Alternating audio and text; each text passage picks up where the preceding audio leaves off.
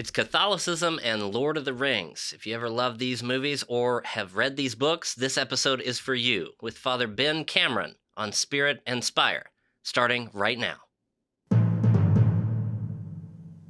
Broadcasting from the Cathedral of the Assumption in Louisville, Kentucky, this is Spirit and Spire.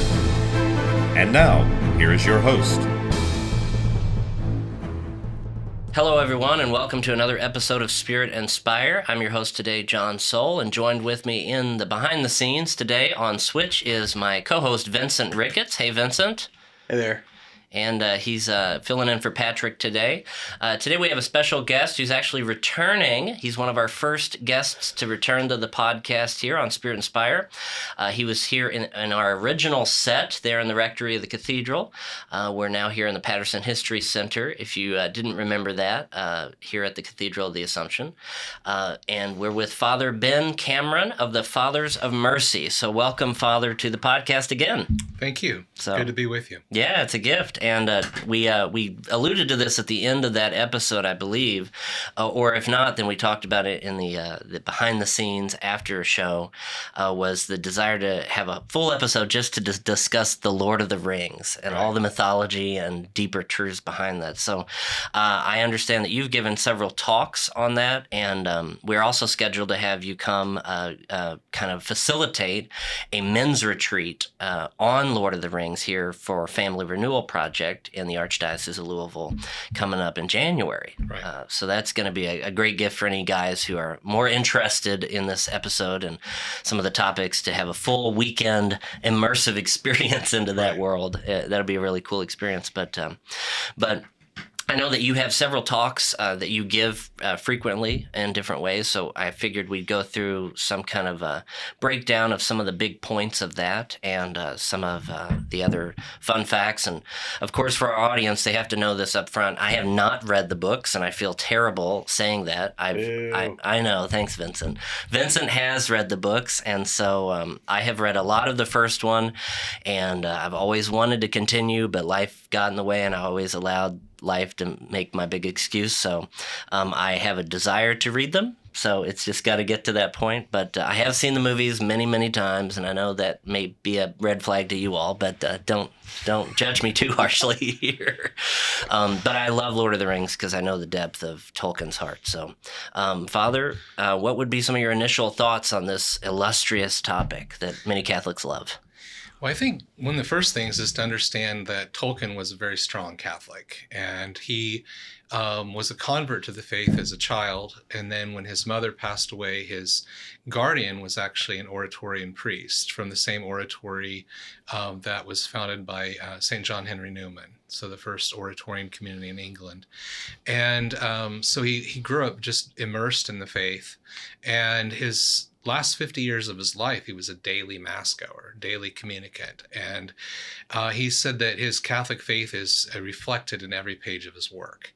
So some people try to see that and on like where's the Eucharist and where's the Trinity and things like that. But he's a lot deeper than that in the sense that Tolkien believed very much in the concept of mythology as stories that are pointing at the deepest truths, the deepest realities.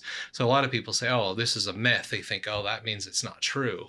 Tolkien's like, no, it's a story that's going at deeper truths. And sometimes we learn more about certain truths from a story than we do if somebody wrote a treatise on a subject. So an example of that is, you could write a treatise on love, the love of man and woman in marriage, but you convey the truth of it a lot better through story. You could write a treatise on what is friendship, but you're going to get a story about friendship is going to tell more and is going to expose that truth in a deeper way. And so that's kind of what Tolkien was doing with his mythology. So it's a Christian mythology. The entire Lord of the Rings, in fact, all of his work, including going back to the creation myth and that he has in the Silmarillion, and all the prehistory that leads to the Lord of the Rings. And so it's not set out to be this is this is that. It's not an allegory. He never set out to say this person represents this or this person represents this. But the truths of our faith and truths of natural law, truths about what is good and beautiful and true, the truth of goodness and beauty are conveyed through the stories. So, one of the things I think that we as Christians need to understand is there is an underlying Christian vocation. When we talk about vocations, a lot of time we're talking about priests or religious or married, but there's an underlying vocation that belongs to every Christian, and I just call it the Christian vocation. It's the vocation we receive in baptism, and in that vocation we're priest, prophet, and king in Christ. But if we go back further, we go back to the Old Testament, God's people always had, from the time of Aaron, at least, Moses and Aaron, there were priests. But you even go back further, and there was the priest Melchizedek, Right. who introduced Abraham to the laws of the priesthood. Some of the Jewish rabbis say that. And he gave Abraham the initial sacrifice of bread and wine that later passed into the Mosaic law. That's the bread of the presence. And so there were priests, and priests offer worship. They offer divine worship to God. And then there were prophets, and prophets are men and women who spoke for God. Sometimes people think, a prophet is somebody who is predicting the future. But really, a prophet is someone who speaks for God and on behalf of God. And then there were also kings, and kings governed ostensibly on behalf of God. Some were good kings and some were not. But this reality from the Old Testament passed into the New, with our Lord being the ultimate priest, prophet, and king. He's priest. He offers the ultimate worship and offering himself to the Father in perfect worship. In the same time, that worship is offered on Calvary and at the Last Supper for us, for our salvation. But it's not just for us, it's also leading us in worship of the Father. And then he's prophet. He's the ultimate prophet. He's the one who speaks for God, speaks the truth for God. And he is God. He is God the Word himself. And then he is the ultimate king. We talk about Christ the King, King of the universe. And he works to bring everything under the dominion of his Father, and into perfect conformity with the will of the Trinity. So Jesus has all of those perfectly in himself. But then when we're baptized, we begin to participate in all three of those. We are priests. We're supposed to offer worship to God, the worship of our own lives, the worship of how we enter into the holy sacrifice of the Mass, how we make sacrifices of love for God. We're to bring the world to the worship of God. And we're also prophets. We're supposed to speak the truth, to speak for God. And I often tell people, it's not just when we speak about the gospel, it's when we just speak the truth. When we speak up for what is good, when we defend what is beautiful, we are in fact speaking for God, because God is truth, goodness, and beauty itself. And so we're prophets. And then we're also kings, not that we're ruling of ourselves. And we Americans tend to have the wrong idea of kingship. We think kingship is like somebody being a tyrant and sitting there and saying, you will do what I tell you to do because I said so. Our idea of kingship, and actually that even like Aristotle had, was completely different. Aristotle distinguished kings from tyrants. They're two different differences. Yeah. Right. A tyrant's all about himself and his own power and what he wants. And a king was always about the good of his people, and ruling as a servant for the good of his people. And it's unfortunate, like in America, I think we have this bad attitude about kings in general because of the tyrant that we revolted against 250 years ago.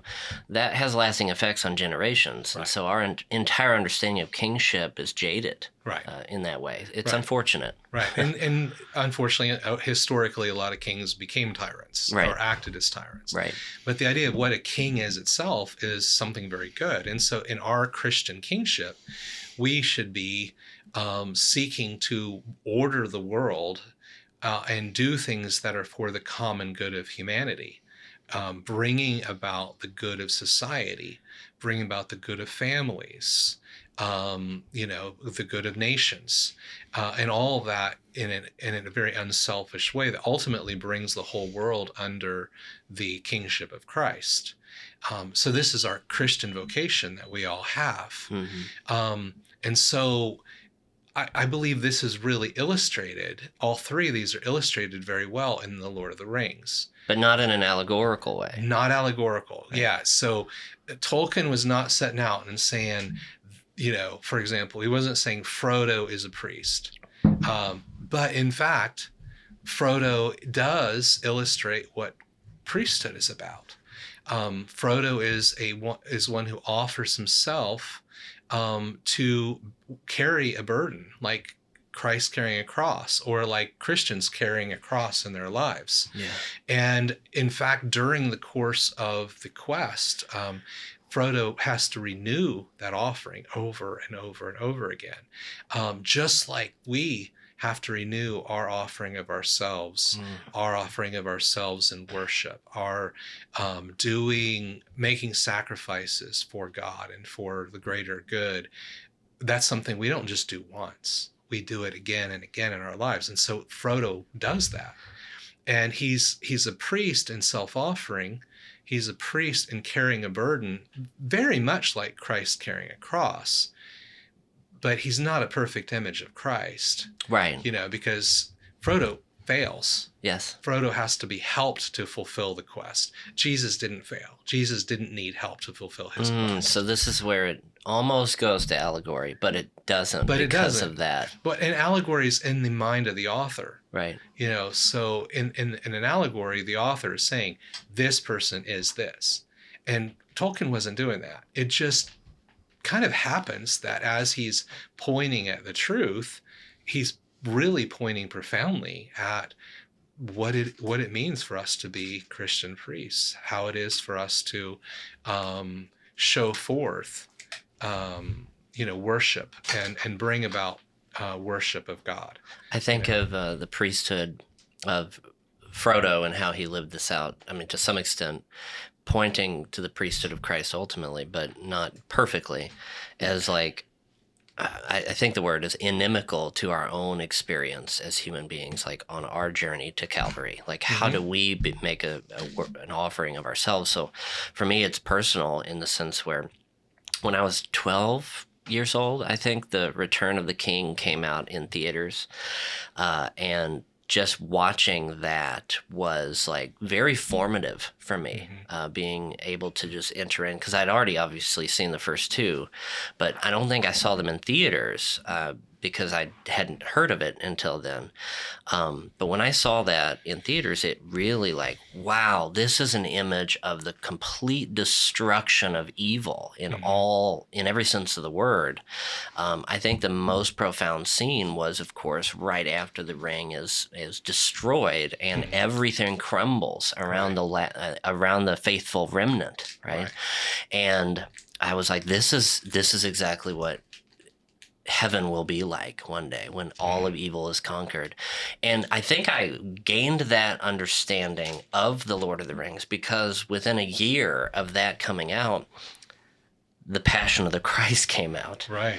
And I just think the timing of those two cinematic masterpieces coming out and impacting the culture in the way they did was providential in many ways. To connect, especially to connect those realities with the priesthood of Frodo walking to Calvary in that sense, in the sense of Mount Doom being his Calvary, but like you said, needing help in the end, right? How do we need help from others to actually complete the job that Christ did perfectly? Right. And also with that, when we see Frodo as priest, he's also a victim. And Christ is priest and victim. He is the one who offers, and he is the one who is offered. And we as Christians offer, but we also are the one who is offered. So Frodo does the same in volunteering to go on this quest, to leave his home, the safety of the Shire, to make the quest to Mount Doom. And at first it's just like, I'm going to go to Bree I'm going to meet Gandalf there. And then it's like, oh, well, Gandalf's not in Bree, so I've got to go to Rivendell. So I'm going to make the quest to Rivendell. And then, in the Council of Elrond, he makes the decision, he volunteers, I will take the ring to Mount Doom. When there's that discussion, who will take it? But then he has to renew it in Lothlorien. He has to, with Galadriel, he has to renew it when he decides to leave the company and cross the river Anduin by himself, which Sam doesn't let him go by himself. Right. But he made the decision to go by himself to fulfill this quest. And then he made it again with Faramir.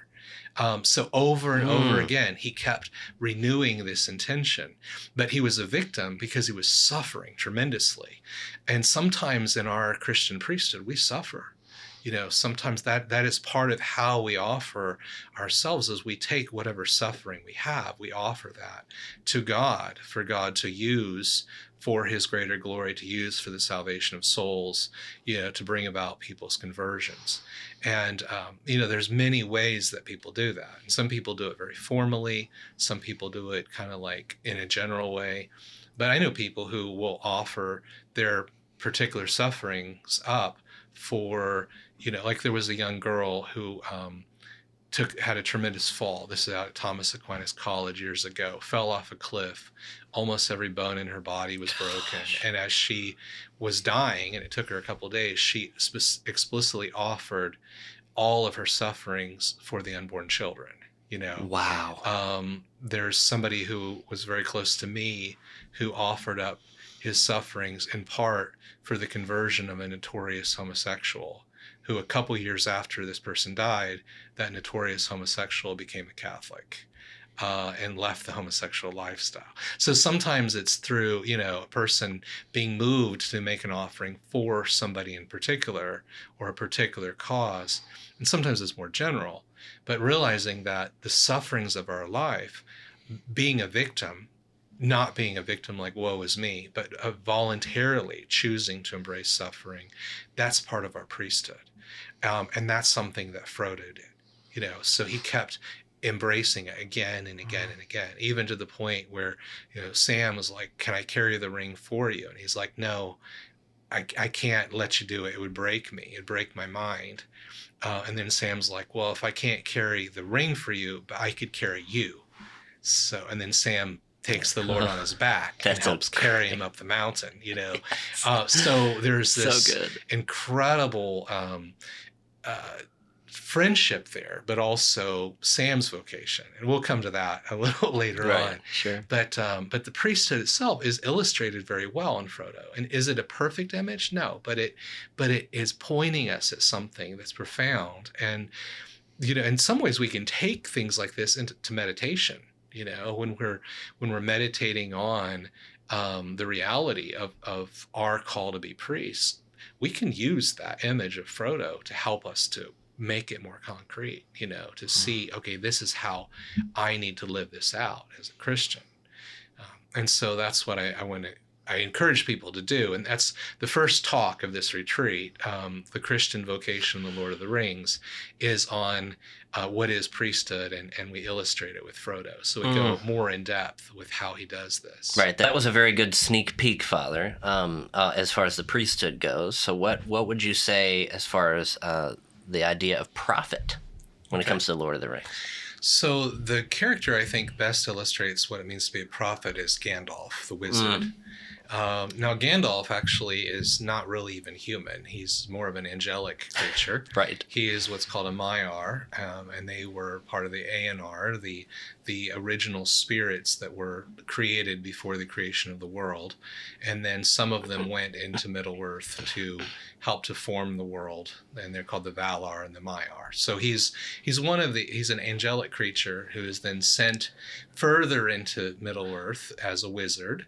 And his task is to help men and elves and dwarves and all good people to resist Sauron, the enemy of all that is good. So Sauron's a demon creature. I have to say that with Gandalf not even being human and all these different ideas, if you have not read the books, usually the things like what you just described of Gandalf are missed when you're just watching the movie. Even if they say it, you're like, I don't even know what that means, because you didn't take it in that way. You didn't enter into the mythological language. So having not read the books, I might be able to offer a perspective for others in the audience who haven't read the books and literally their eyes glazed over when you said everything you just said, which isn't a bad thing, but it is hopefully an opportunity for those who haven't read the books, myself included, to recognize if you want deeper truths, read the books. Right? That's so important here. Yeah, and if you read the books, you get a lot more out of it than you do out of the movies. Right. Now, I will say the movies are very good. All of us who love the books have things about the movies we don't really like, but that would be for another topic. That's true. But there's a lot of good in the movies, but the books are far better and far deeper. My brother read them and he cried at the end, and he was like, you've got to read them, John. So I'm just trying to catch up here. Yeah, there's parts of the books that are just so profound that it's hard not to be brought to tears. They're just so awesome. But that being said, Gandalf, who he's not an elf, he's not a man, he's definitely not a dwarf, he's not a hobbit, but he is a good character. He is a very important person. So he is basically, as I was saying, kind of an angelic creature who had been sent into the world, sent into the west of Middle-earth to fight and be the enemy of Sauron, the Dark Lord. And he nearly orchestrates all of this. Right. And so he is one who is always speaking for what is good. And speaking out in defense of the truth and what is good and beautiful, and always working to fight against the evil one who is trying to destroy, who is a liar, and who is trying to seduce peoples to his realm of darkness and to the evil, and he always is destroying things that are good and destroying things that are beautiful. And so it's not like Gandalf is explicitly talking about God, because he's not. But he is speaking in defense of what is true. And he does this in ways that we kind of hear referenced in the book. Like there's the White Council, the Council of the Wise, and that includes two other wizards, Saruman and Radagast. That includes Elrond and Gladriel. And some of the other elves. But he is always, telling the truth, even to those that are wise. And he's the one who realizes Sauron's tricks and how Sauron is doing different things. But then in the Lord of the Rings itself, you see him, for example, standing against the Balrog, which is basically a demon of the underworld. And when he stands on the bridge against the Balrog and says, you shall not pass, he also, I think what people often miss is what he says right after that. He says, I am a servant of the secret fire.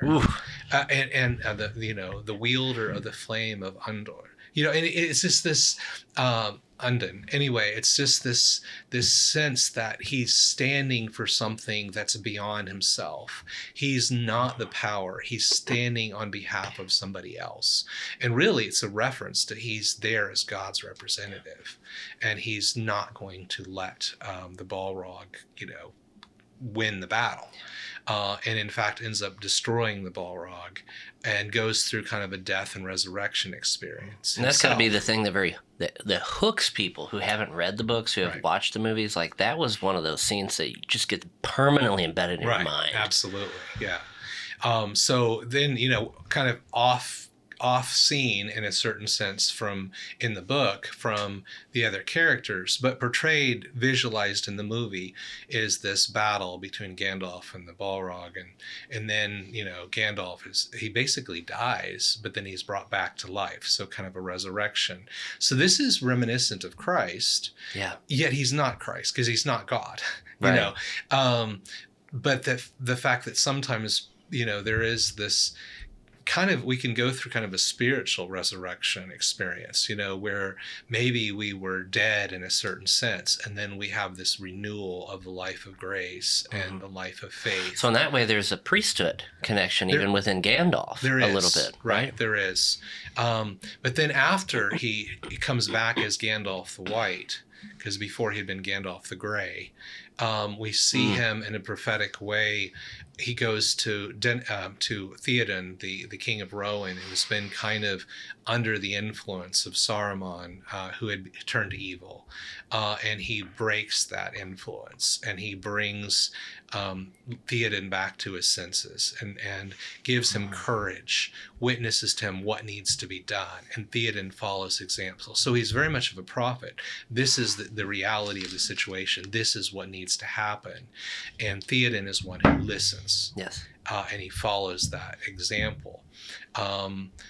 Later on, after the battle of Helm's Deep, they go to Isengard, and there he breaks the staff of Saruman. He tries to bring Saruman back to the side of good, and when Saruman refused, he breaks his staff. He casts him out of being a wizard.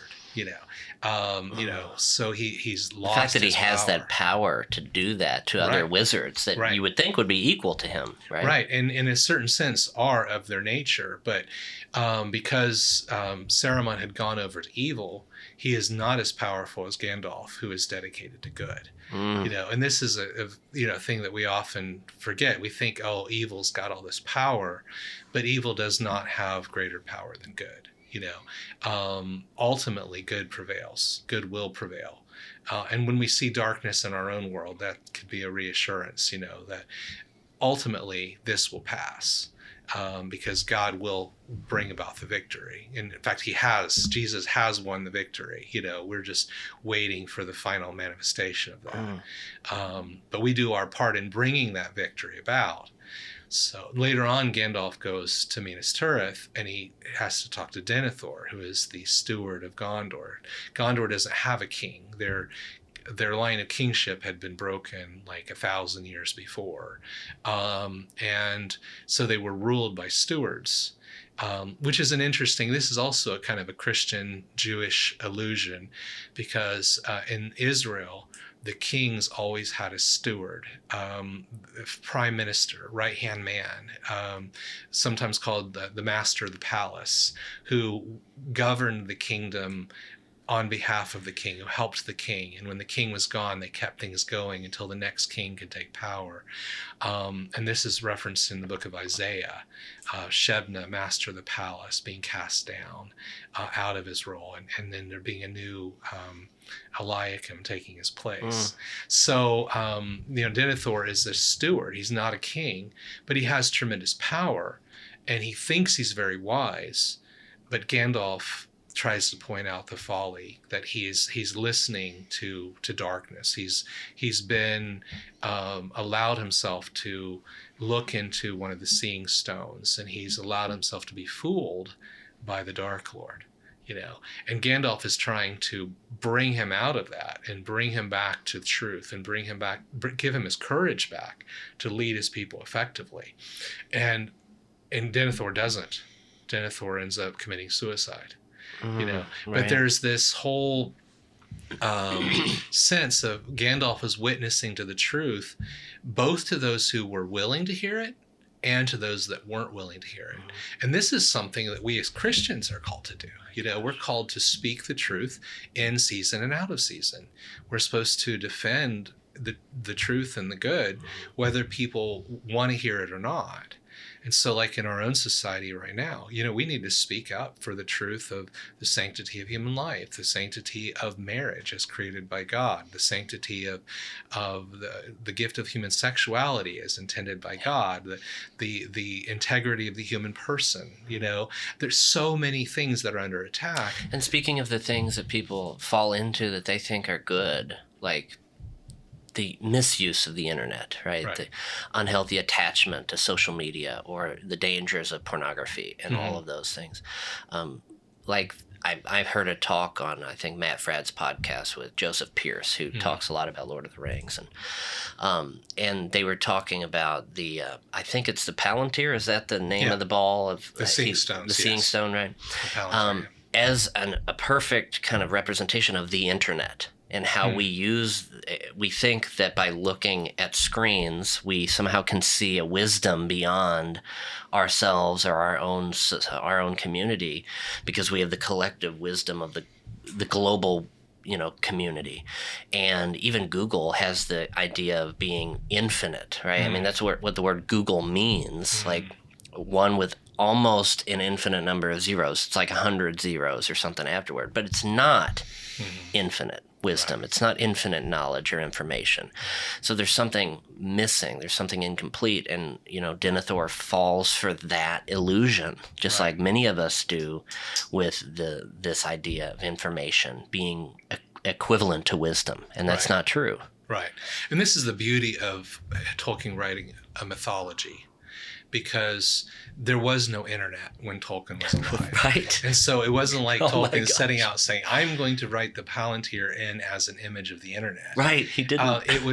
But we can read it and we can see, oh yeah, this kind of is like, there's something here I can relate to in our modern world that is kind of like that. And the Palantir was something that was very good, but some of them got turned to the side of darkness because the Dark Lord had one, and he influenced lesser minds, which kind of bears resemblance to the internet in a certain sense. Right, because the internet can be used for good. It has a lot of good, and there's a lot of potential for good, and yet it's often used for a lot of evil. But that's mythology. That's not an allegory, right. and that's an important distinction. Now, Vincent. Yeah, so specifically with the Palantir conversation, so obviously also Saruman was turned over that way, right, by his use of the Palantir and thinking that he was kind of getting one over on Sauron. And, right. But then the other thing, and I wonder, because I really don't have any articulated thoughts on this, but perhaps you do, Father, is the king Aragorn can use the Palantir and does. Right. So why is it that Aragorn, and maybe you'll get to this in your part about the king, I don't know, but why is it that Aragorn can use the Palantir and say Denethor or Saruman can't? Yeah, that's a good thing to ponder. I think in a certain sense because the Palantir were originally gifts of the elves to the family of Elendil. And so when Elendil and Isildur and Anarion had come from Numenor, the land of the West, and that when it fell, they brought the Palantir, those gifts, with them. So in a certain sense, as the direct descendant, he has a claim to be able to use the Palantir. And that would be kind of like a hereditary claim.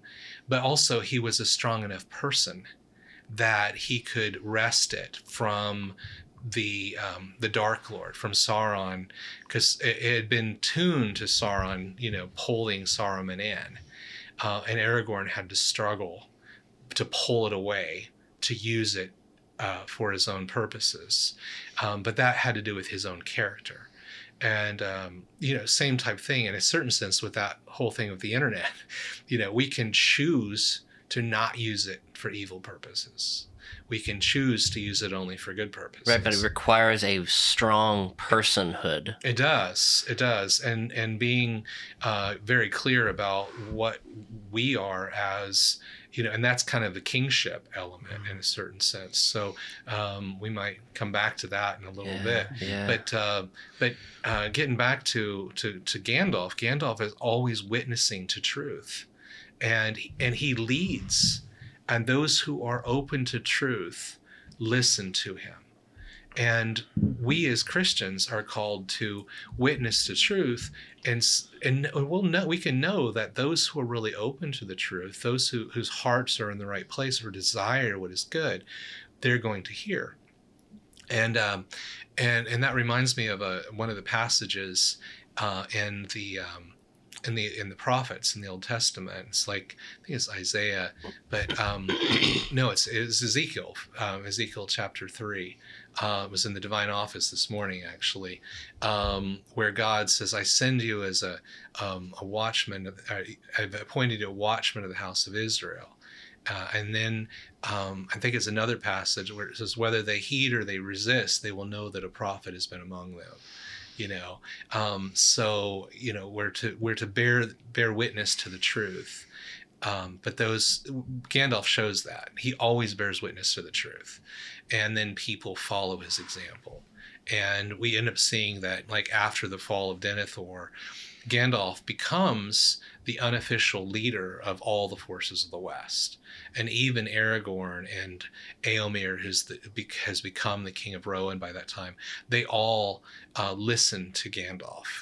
They all are in agreement and agree that he will be their leader in the final battle and everything. In many ways, because he's proved himself to all of them through right. their own unique relationship with him at different pivotal moments. Mm-hmm. Right, exactly. In the story. That's so good. So do you see Saruman then as because it's kind of how I think about him. Do you see him as kind of a failed prophet in that sense? Is it that Gandalf sort of like replaces him in a way, or? Well, Gandalf, I think Saruman, all 5 of the wizards who came into the West of Middle Earth around the year 1000 in the Third Age. So this is getting into the details. So about 2,000 years before the end of the Return of the King. Do you have to read the Silmarillion to know this? No, actually, some of this is in the appendixes of the Lord of the Rings. Gotcha. But all of them were sent in as prophet figures to bear witness. And then 2 of them kind of go off to the east and just kind of fall off the map, and you don't really know what happened to them.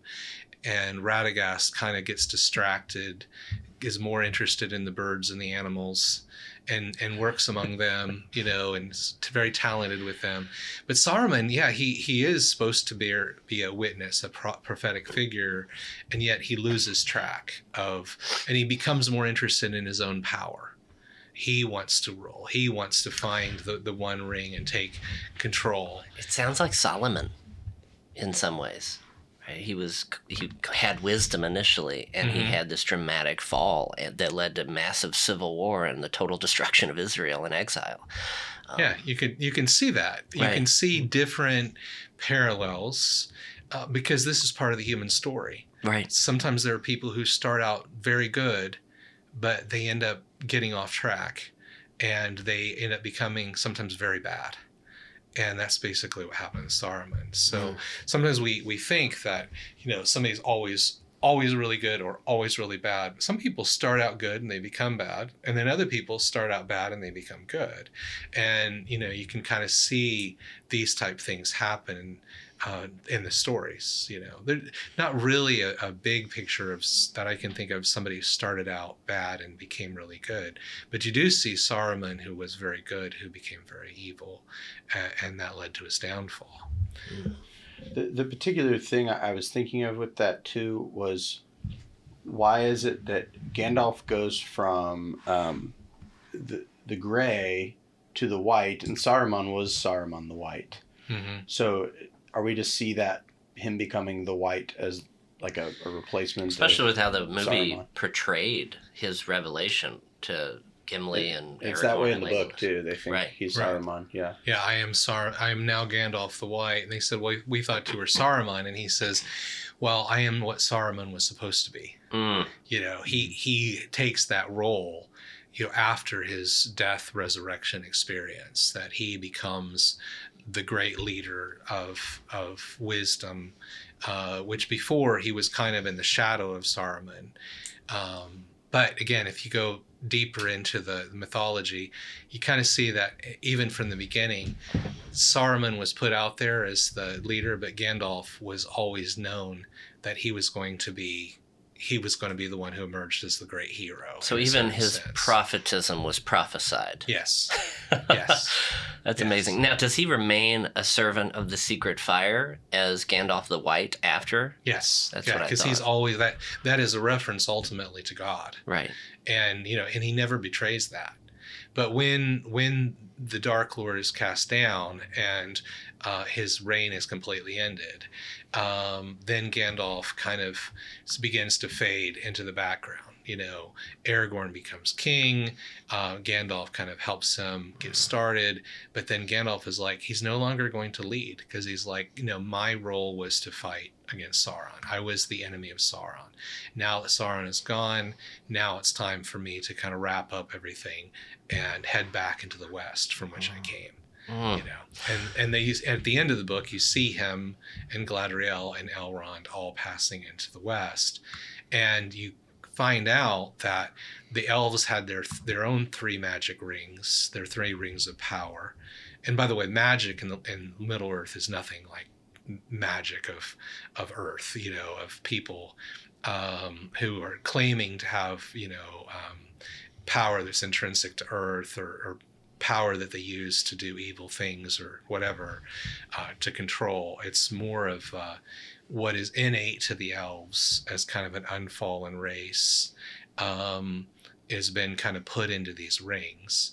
But you find out that those 3 rings, their trustees had been Elrond, Galadriel, and Gandalf. And so Gandalf was assisted by having one of the elven rings. Wow. And that was something that nobody really knew he had. But anyway, Gandalf really, I think, illustrates very well our vocation. We are called to bear witness to the truth. We are called to defend what's good. We are called to stand against the powers of evil. And in fact, that harkens to St. Cyprian of Carthage, who actually is today's his feast day, along with St. Cornelius. Oh, very cool. And St. Cyprian talked about in confirmation, he said, we are given power to stand against the power of the adversary and to vanquish it, saying, I can do all things through Christ who strengthens me. And we see that in Gandalf. We see him vanquish the power of the adversary, of the enemy. And we have that. As baptized and confirmed Christians, we have been given that power, and it's drawn from Christ and the sacraments and the power of the Holy Spirit in confirmation. So, we are called to bear witness to the truth. We are called to defend what is good. And we're called to be prophets. Exactly. We are all called to be prophets. And that's something that is often, we miss that. We're called to be prophets, and part of that in New Testament terms is being apostles, taking the faith out, bearing witness to Christ. And then, of course, that witness brings about, the Latin term for witness is martyr. Yeah. And so we're called to bear witness to the truth, even to the point of martyrdom. Right, to fight the Balrog in our own lives. Right? Exactly. Right. Exactly. Now, before we move on to King, Father, I wanted to ask, why is it called the secret fire? Do you know? Is there a reason Tolkien gives, or is it just a name he gives to the Holy Spirit in a mythological way? I don't really know. I don't really know why he refers to it as the secret fire, but I think I tend to think it's getting down to what is the source of life, of holding everything in being. That would be a secret in the sense that it's not something obvious and seen. And yet, our God is a consuming fire, So in a certain sense, maybe that's where he's going, but I don't know for sure. I've never read where Tolkien exactly said this is what that means. But I do think that as he says that, he is referencing the fact that he is a servant of God. Yeah. And that fire is maybe not as obvious or loud and obnoxious as like the Balrog, but billions of times more powerful. Right. In that sense. Right. I think oftentimes as Christians, we feel like we're under attack, and we feel like we don't have the ability to stand against the evil in our world. And I'm reminded of a story of one of the early Eastern fathers or saints, and he had a vision. He was in Constantinople, and he had a vision of the Hagia Sophia, the great church of Byzantium. That is now a mosque, but being attacked by hundreds of demons. and he saw one angel of God standing with a sword to defend it. And he was like, oh, it's lost, we're going to be defeated. And then he saw that one angel beat off all hundreds of demons, and I think sometimes we need to know that, we've got the backing of God and his angels, and the angels of God are far more powerful than the angels of darkness, every single one of us has a guardian angel. Exactly. Right. Yeah. Mm. Oh, and Gandalf was kind of that angelic character, like the guardian angel of every single person in that in a certain story. sense, yes. Right. But in a kind of more of an incarnate form, right. Visible, leading. I think one of the most powerful illustrations of that in the cinema was when he went to Osgiliath to rescue those who had gone back to battle. I think it was Osgiliath, right? Yes. And he comes, and the Nazgul's attacking them, but just with his staff, the light, banished the darkness and guided them to safety. Exactly. I think that's the image of Gandalf as a prophet in that way, very well. So yeah, beautiful. So what about king? What's that look like? So as I was saying before, kingship is about bringing things under the reign of Christ, bringing about the common good, the true good for society. Aragorn is born to be king. He is the descendant of Isildur, the son of Elendil. So he's by inheritance, he is the king of the northern kingdom and has the rightful claim to the kingship of the southern kingdom of Gondor. It's kind of an interesting parallel to Christ in the sense that Aragorn's there was the king, the big kingdom in the north, Arnor, that kind of decayed into three smaller kingdoms, and the true line was kept in the small one kingdom of Arthedain, and the others disappeared. And then Arthedain disappeared, and they were just the chieftains of the Dunedain, the men of the West.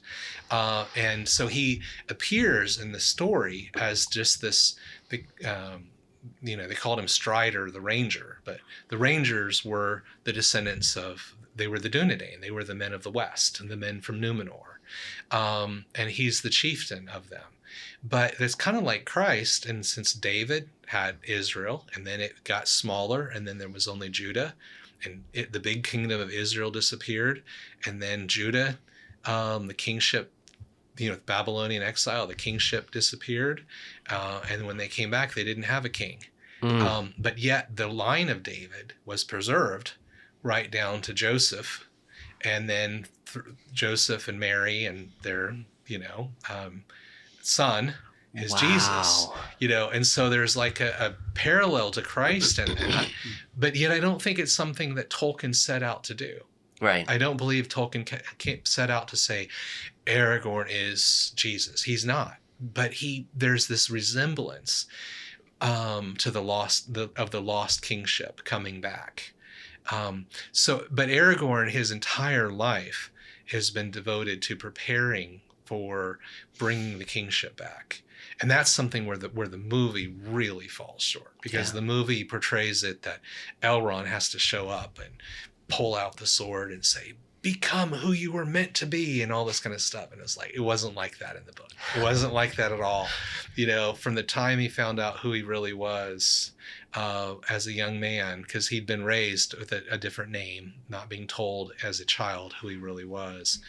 From the time as a young man he found out who he really was, his whole life was preparing for his mission and to be the king, to bring the kingship back. And so, they were a longer lived race. So he'd been like 70 years in preparation for this quest.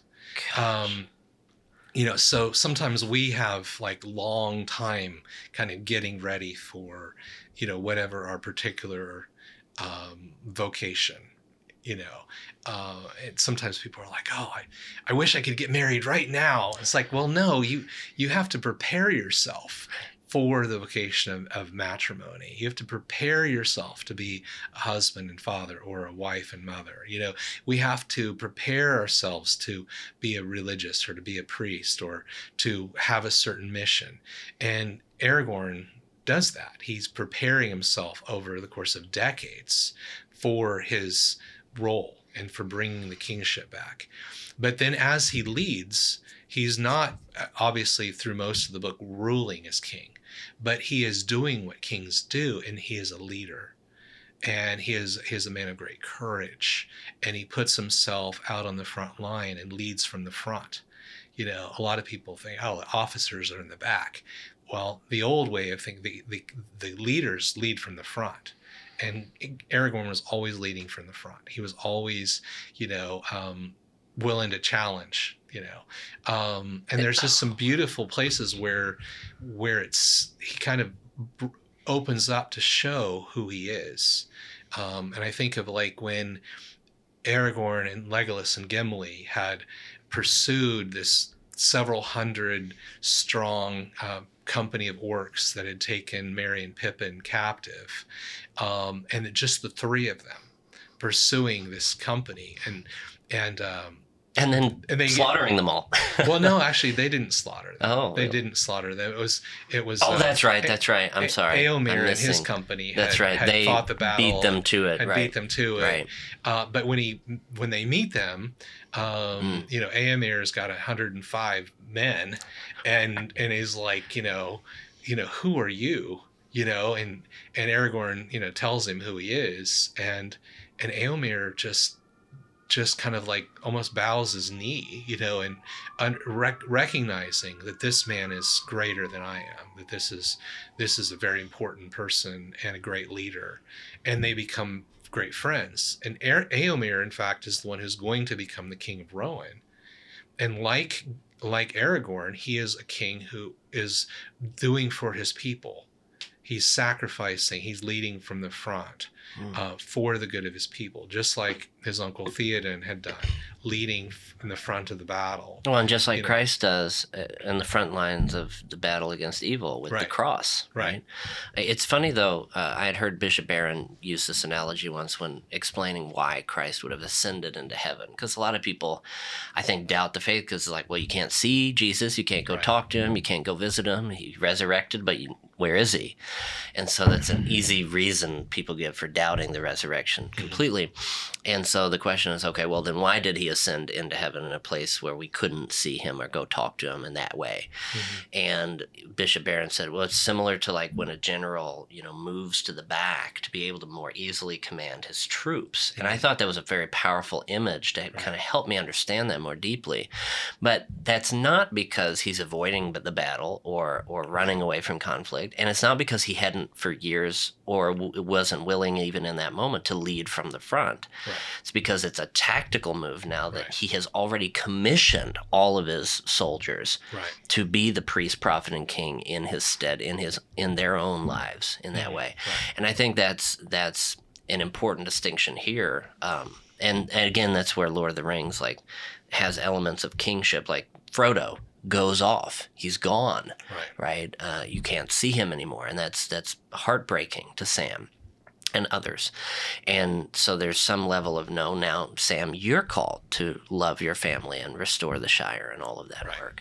Though I'm not going to get into that spoiler because that's something that is completely missing from the movies. And I would like to not go into that topic for my own sake, right? And for anyone who hasn't read the books, you got to read the books to see what happens after Mount Doom. But anyway, with the continuation of this imagery of the king, it's to me very profound to really delve into that reality. Well, each of us as Christians is called to exercise kingship, to lead in our own particular way. And sometimes it's leading within a family, sometimes it's leading within a club or a parish group, sometimes it's leading in a ministry. And it's not like, oh, this person leads and everybody else follows. There's many different ways that people can lead.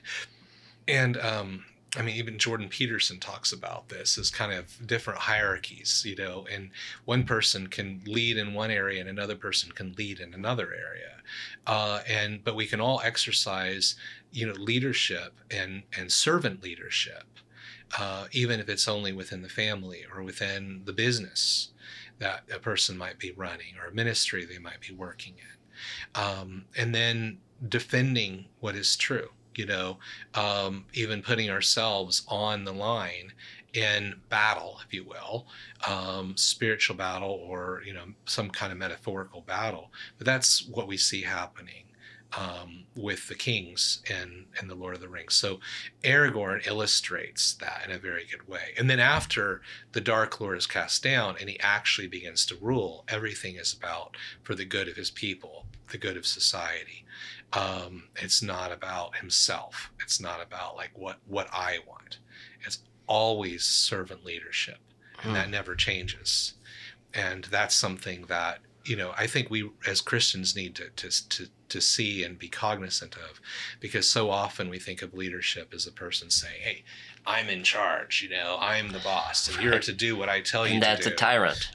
Yeah, exactly. And even in the church, the bishop is to be the chief servant of the people of God in his diocese. The traditional title of the Pope is servant of the servants of God. A pastor is supposed to be the servant leader of his parish. And so this is all part of kingship in the Christian sense, but it's pictured for us in a very good way in the Lord of the Rings. And so that's really kind of a synopsis of what I'm getting at in the third of my talks in this series. Priest, prophet, and king. Priest, prophet. But yeah, there's another element of being a Christian that I think it's not an official, like the three marks of a Christian: priest, prophet, and king. Right. Is we're also disciples. We follow Jesus. And a disciple is one who follows the Lord and is one who regards the Lord as the rabbi, as their teacher. And so listening to Christ and following his example, following his teaching, putting his teaching into practice in our lives. And this is illustrated, I think, very well in The Lord of the Rings with the character of Sam. And Tolkien had said, in a certain sense, Sam is the central character of the entire book.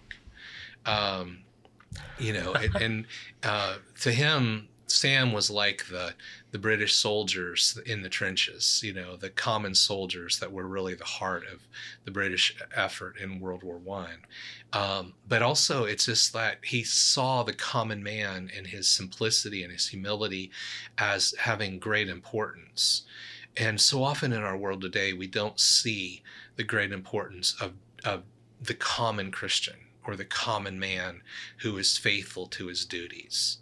And Sam follows Frodo. I mean, he gets caught eavesdropping, trying to find out what's going on between Frodo and Gandalf. Right. And then, and Gandalf says, well, your punishment is you're going to go, with him. And Sam's like, this is great, because I didn't want to be left behind anyway. He has no idea what he's getting into. No idea what he's getting into. But Sam, he embraced this following of Frodo. And it's interesting because Frodo often refers to Sam as his friend. He never refers to Sam as his servant. But Sam always refers to Frodo as my master. And this calls to mind Christ saying, I no longer call you servants, I call you friends if you do as I command you, if you keep my commandments. Jesus calls us friends, and yet we regard him as our master, as our rabbi, and we seek to follow him in our lives. And we just, throughout the book, we just see Sam being a loyal follower to Frodo, and sometimes having to pick up Frodo. We don't pick up Jesus and carry Jesus, but Sam helps Frodo carry his burden, and he picks up Frodo's spirits when Frodo is down. Well, in some way, without going all the way, Sam becomes like a Simon of Cyrene. Yes, in many ways. In that way. Like, obviously, Christ falling wasn't him failing or sinning. It was just the physical, illustration, I think, of our own human weakness and what it is that he was imitating and showing us how to do. And being willing to accept the help of others, right? In that way. And I think that's profound in that sense. And I think that's what really rips at the heart or pierces the heart of a Catholic Christian watching that scene or reading that scene of Sam picking Frodo up, right? Well, I think even in a certain sense, one of the most powerful scenes with Sam is after they've gone through Shelob's lair, and Frodo has been stung, and Sam thinks he's dead. And Sam takes the ring and the sword, and he goes off, and he's going to try to carry on the quest by himself. But then he can't leave Frodo behind. He's like, even if he's dead, I cannot leave him behind. It's like he's willing to lose the entire world and lose everything, but he can't leave his master. And it ends up, because he can't leave his master, that he finds out that Frodo isn't dead. And then he goes in, to rescue Frodo and, help him to finish the quest. But even when, before that happens, when Shelob is attacking Frodo, Sam is standing there trying to defend his master. And all he's got is 2 swords, his own pretty puny sword, and Frodo's elven sword, and he's got the light of Arendelle, the light of the favorite star of the elves that's been, that actually is light that was captured. It's in this Silmarillion that goes back to like the original light of Middle Earth, and it's this light of this star that's been captured that that does more damage to Shelob, the spider. Oh my gosh, it's almost like that is the secret fire. Yeah, in a certain sense. It but it's not. Right. But light against darkness, and the light shining into her eyes was of more harm than anything that Sam did. But Sam just ferociously defending his master. It even refers to in the book of no animal in nature, no small beast, standing over the wounded body of its mate was ever more ferocious than Sam in defending, against this massive aggressor type thing. It's a beautiful passage. And that's one of the passages I just cry every time I read it, because it's just so awesome the way it's written, but that's what we're called to have, this ferocious loyalty to Jesus. Like that nothing will take us away from our loyalty to Jesus and standing with him and doing whatever he wants us to do. And so, that's the fourth talk of the retreat, is really delving into this character of Sam and what we can learn from this as being followers of Jesus.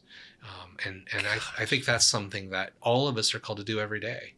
And yet there's so many things that try to take us away from Jesus, and we have to have that firmness of, we're going to listen to him, we're going to follow him, we're going to be loyal to him no matter what, as they say, come hell or high water, we're going to be loyal, to the Lord.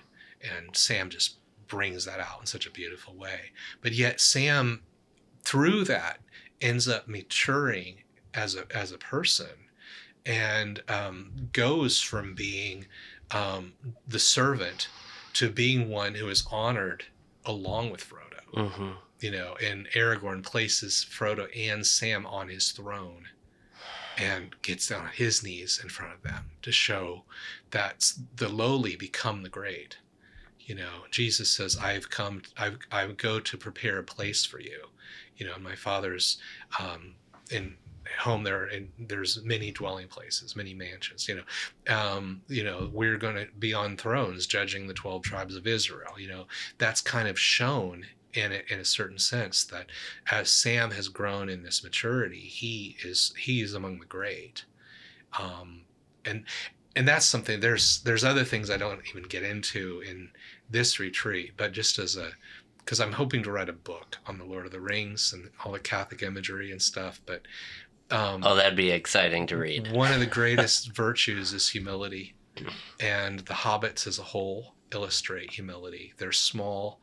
They are always looking up and admiring the great. They're admiring Aragorn, admiring Boromir, Faramir, all these other figures, and the elves, and yet they become great.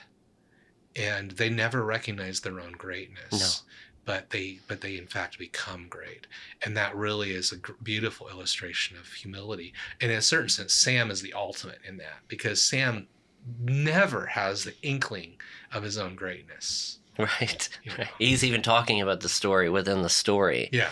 Right. Of what would it be like, and expecting that never to be a thing, that Right. people would actually talk about them as a story like Right. that. Exactly. It's so powerful. It's beautiful. And then you had one final reflection. I know that you usually give when it comes to Lord of the Rings, and you had talked about the importance of the sacred. Right. Would So you give yeah, a little synthesis of that as well? So we, as Catholics, we have to have a great sense of the sacred, and we reverence, of course, most of all the Holy Eucharist, but we reverence our Blessed Mother and things associated with our Blessed Mother, the relics of the saints, things associated with the saints, second class, third class relics. And this is kind of seen in a certain sense in the Lord of the Rings with Gimli, the dwarf. Because when they're leaving Lothlorien, they all ask, or the Galadriel asks them what they would like. She gives a gift to each one, and she's kind of read their hearts. But she asks Gimli what he would like as a gift, and he says, nothing. I don't want anything. The memory of your friendship, of your kind words to me, is what I will treasure. But she says, I can't send you without something. And so she she says, name something. He says, if I could dare name it, one strand of your hair. And she cuts off 3. Yeah. And he spends, he treasures them.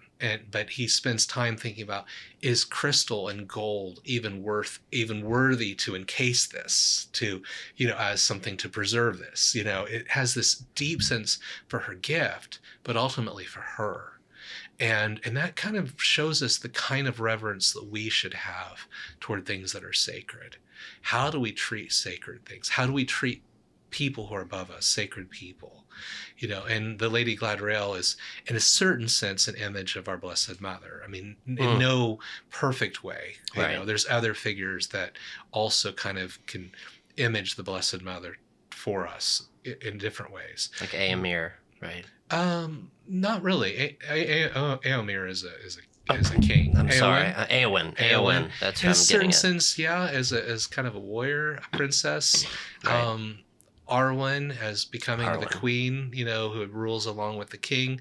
And then, there's the Lady Elbereth, who is the kind of the main feminine Valar, who's like the highest feminine angel, who is kind of one that the elves call out to. In fact, Sam called out to her when he was fighting Shelob. And so that all are different in different ways, things that point us toward our Blessed Mother. Yeah. And yet again, Not Tolkien wasn't perfectly. setting out to say this one or this one or this one. He's just, all these beautiful feminine characters point us toward the beauty of the feminine and the importance of the feminine in our lives, and the love we should have toward the feminine, toward women, and the respect we as men should give toward them. And you can see that in Gimli and in others, in this great reverence, toward Galadriel. Yes. and Well, others. yeah, Vincent. I was going to say also the other thing I love about Gimli in light of this is he's kind of a convert. Mm-hmm. Yeah. Like there's this hatred between dwarves and elves that he goes into Lothlorien carrying, Right. but he With no sense of the sacred. yeah, and when Right. when he beholds Galadriel, it's like Right. night and day. Mm-hmm. Yeah, absolutely. Mhm. Yeah, and Can't there's think been of this that. long history of conflict between dwarves and elves, but you see that with him, with Galadriel, but then also he and Legolas become very, very good friends. Yes. Which is another thing. I mentioned earlier, friendship. A story that illustrates friendship can tell us more about friendship than a treatise about it. Mm-hmm. And, in the Lord of the Rings, you can see the friendship between the hobbits, between Merry and Pippin, between Frodo and Sam, but also between Gimli and Legolas.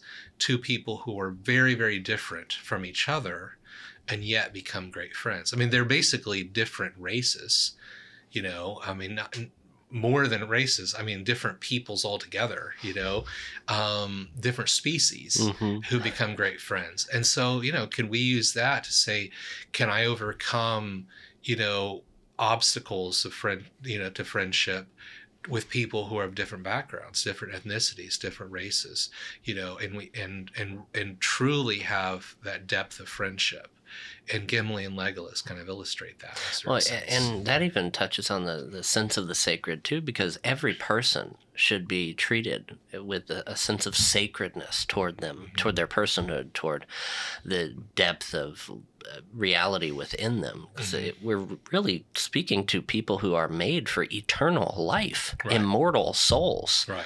And we oftentimes forget that Right. and look over people. Right. And how do we see every person with that deep reverence? That's so important. So this is all like profound depth that you can just plumb more and more of. I mean, we could do a whole nother episode and just keep going, Oh, yeah. right? You certainly can. You certainly could. I absolutely love this. And it has given me a deep motivation to be like, okay, if we're going to have a retreat on Lord of the Rings called Servants of the Secret Fire in January, then I have got to get myself in gear and read these books. You do. You do need to read the book before the retreat. Yeah. You get a lot more out of the retreat if you've read the book. I think I will. And I think it'll be a great gift. And we'll see how we can encourage other men to attend this experience. And I think the last thing I just wanted to mention here is that, and it goes back to the idea of king, is the power of Aragorn in receiving and reforging the sword, right? I mean, what significance is that? Or I guess how the movie portrays it is very different than how the book portrays it. Yeah. And I'm sure there's a significance to that and what Tolkien really envisioned, but I don't know exactly. What role did the sword play in his kingship, I guess? Well, the sword was a connection back to his ancestor Elendil, who was the one who had led the men of Numenor coming from the west 3,000 years before, when Numenor fell because it had fallen to evil, had fallen under the influence of the Dark Lord Sauron. And Elendil's sword had been broken when Elendil fell in battle against the Dark Lord, casting down the Dark Lord. So Sauron had been cast down, but not completely destroyed.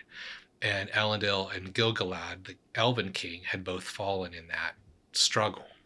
And so that sword had remained in broken pieces because until the time came for the kingship to be restored, until the one who was foretold would come, and that's Aragorn.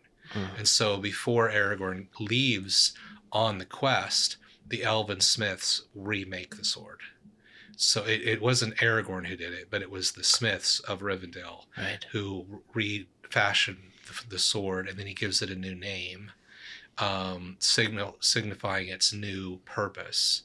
And its name, Andril, means flame of the west. So it's hearkening back to the west, which is connected, with the elves, and from the west is where his line had come from in order to come back into Middle Earth and all that. So yeah, there's just, again, we could do multiple podcasts talking about different Oh, things. yeah. I only think of the sword because of the sword of the Spirit is the word of God, right? Being able to speak into the hearts of others with truth and goodness and beauty often pierces their hearts, not through warfare or winning arguments, beating people over the head, but rather with love, compassion, mercy, things that really grip us, convict us, bring conversion and healing to us.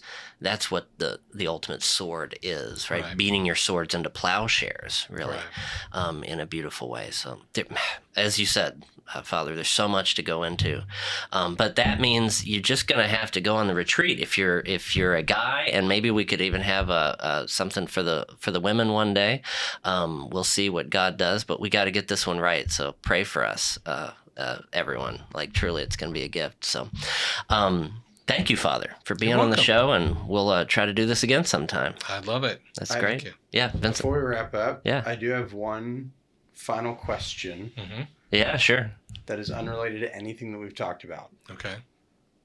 What is Tom Bombadil? No, you can't ask that question in the last 2 minutes of the show. That's not even But fair. can you say it in like 1 minute? You're looking at me like... Why did you do that? That's awesome. It is something that all kinds of people have speculated about, that Tolkien deliberately left unsaid And there's some really good videos out there of people discussing the options. But to me, it seems like the best theory is he is a personification of the earth itself. Because he's definitely not God, and he's definitely not an angel. He's not a Valar. He's not a Maiar. So what is he? He seems to be, tied to the earth itself in some way. So again, Tolkien deliberately never answered the question. It was one of those things. It's like, because it's a mythology. It's not Tom Bombadil is this. It's one of those things that's just there within the story that just to leave as a mystery, because there's always going to be some mysteries in life and some things that we don't completely understand. And I think Tom Bombadil is one of them ultimately. And another reason they probably left it out of the movies because it was too much for them to wrap their heads around. But yeah, and you could probably do a whole movie just on Tom Bombadil. Right. Thank you for that question at the end. That's good. I love it. Pandora's box just opened for people's minds. Again, if you haven't read the books, read the books. So, and I have read that part, so I don't feel too bad. So I at least understand the reference. Because I wanted to ask about the Scouring of the Shire too, but no, don't do that. We're not going there. With that, everyone, thank you again for joining us. We ask that you pray for us and pray for all the men who will attend this retreat in a very short time. And thank you. Continue to like and subscribe, share this video with everyone you can, and read the books just like me. So we will see you next time on another episode of Spirit and Spire. God bless.